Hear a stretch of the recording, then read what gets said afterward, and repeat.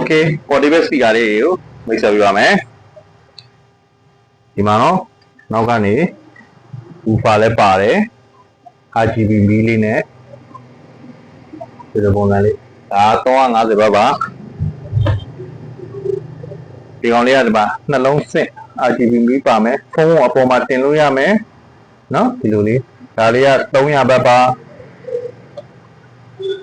ဒီကောင်လေးကစပွဲတင်ပုံစံလေးနော်ဘူဖာပုံမှာပါတယ်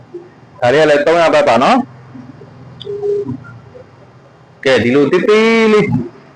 ချစ်စရာလေးဒီကောင်လေးက150ဘတ်ပါ